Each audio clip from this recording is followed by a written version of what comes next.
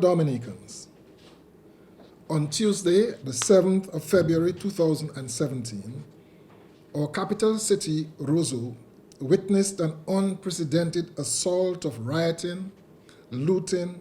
burning, and malicious damage to property. This has created tremendous harm to the image of Dominica as a peaceful, democratic, friendly, and law-abiding country in which we are all committed to the safety, security, and well-being of all citizens, residents, and visitors alike. We have had 2 weeks to reflect on the events leading up to this uncharacteristic display of lawlessness, and many in society, including the Christian Council, the Association of Evangelical Churches, the Dominica Business Forum, the Public Service Union, the Waterfront and Allied Workers Union, our political parties, that is the Dominica Labour Party, the United Workers' Party, and the Dominica Freedom Party, and many individuals at home and abroad have expressed their condemnation of the riotous behavior, which has caused severe loss and damage to public and private property, and has raised so much concern here at home, as well as regionally and internationally. The police and the fire and ambulance services deserve our commendation for bringing the situation under control and allowing the City Council and the Solid Waste Department to clean up the city in time to receive 2 cruise ships by 7:30 a.m. on the following Wednesday morning. We must therefore give thanks to Almighty God for watching over us and for the fact that there was no loss of life or injury as a result of this assault on our capital city. The foundations of our democratic system of government are enshrined in the Constitution of Dominica, and the said Constitution guarantees our fundamental rights and freedoms, including the fundamental right of freedom of expression in Section 10, and the freedom of assembly and association in Section 11. The provisions of Section 10 are as follows, and I quote, 10.1, except with his own consent, a person shall not be hindered in the enjoyment of his freedom of expression, including freedom to hold opinions without interference, freedom to receive ideas and information without interference, freedom to communicate ideas and information without interference, whether the communication be to the public generally or to any person or class of persons, and freedom from interference with his correspondence. Section 10.2 reads, nothing contained in or done under the authority of any law shall be held to be inconsistent with or in contravention to this section to the extent that the law in question makes provisions, A, that is reasonably required in the interests of defense, public safety, public order, public morality, and public health. B, that is reasonably required for the purpose of protecting the reputations, rights, and freedoms of others, or the private lives of persons concerned in legal proceedings, preventing the disclosure of information received in confidence, maintaining the authority and independence of the courts, or regulating the technical administration or the technical operation of telephony, telegraphy, posts, wireless, broadcasting, or television, or C, that imposes restrictions upon public officers and are reasonably required for the proper performance of their functions. And except so far as that provision, or as the case may be, the thing done under the authority thereof is shown not to be reasonably justifiable in a democratic society, unquote. The provisions of Section 11 are as follows. 11.1, and I quote, "Except with his own consent, a person shall not be hindered in the enjoyment of his freedom of assembly and association." That is to say, his right to assemble freely and associate with other persons, and in particular, to form or belong to trade unions or other associations for the protection of his interests. And section 2, that is 11.2, reads, and I quote, "Nothing contained in or done under the authority of any law shall be held to be inconsistent with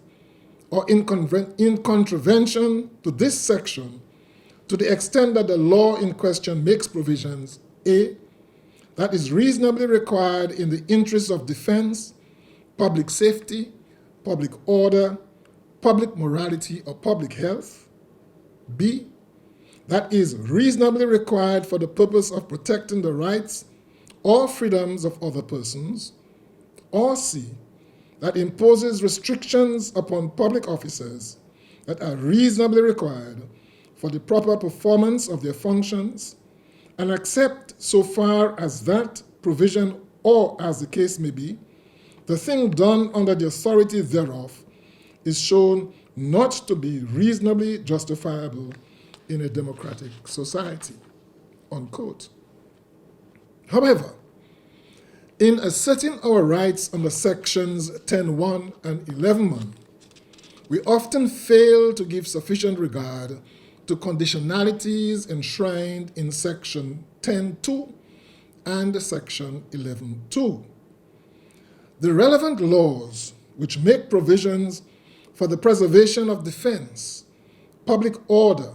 public safety, etc., include the Public Order Act, the Riot Act, the Vehicle and Road Traffic Act,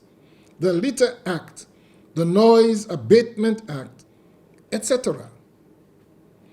Thus, while one has the fundamental right to assemble and to exchange ideas, if such assembly involves the closure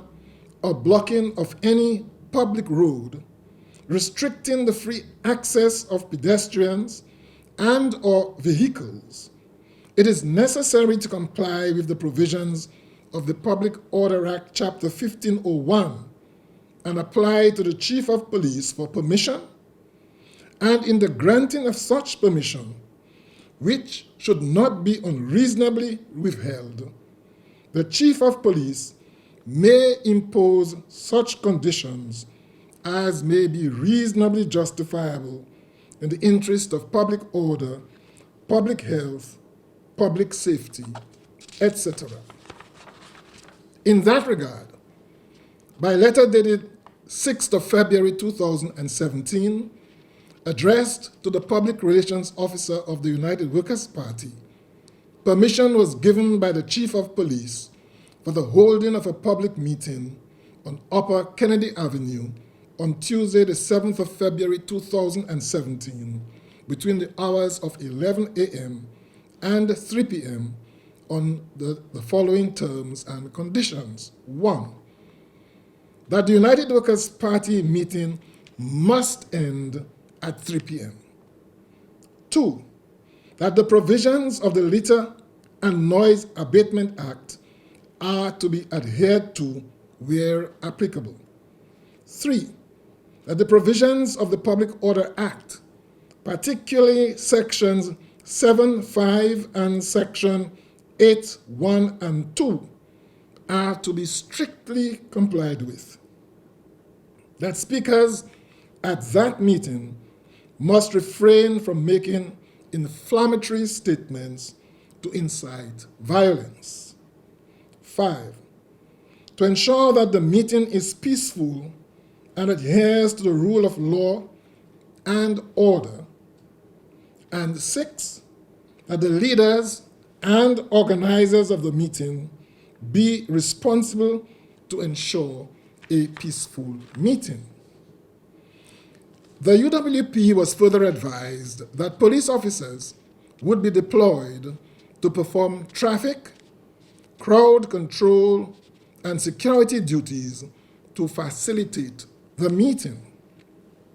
It is therefore for the police and ultimately the courts to determine whether the terms and conditions agreed upon for the holding of the meeting were adhered to, and whether the rioting, looting, burning, and malicious damage to property, which took place later that evening, were as a result of a failure to respect these conditions, including the content of speeches at that meeting and the failure to respect the deadline for bringing the meeting to a peaceful conclusion. This determination is independent of any concerns or criticisms of any minister of government or government action or policy, including matters relating to the Economic Citizenship Program, the Citizenship by Investment Program, the issuing of diplomatic passports, operation of the Dominica Maritime Registry, etc., which are matters which can be addressed in the Parliament,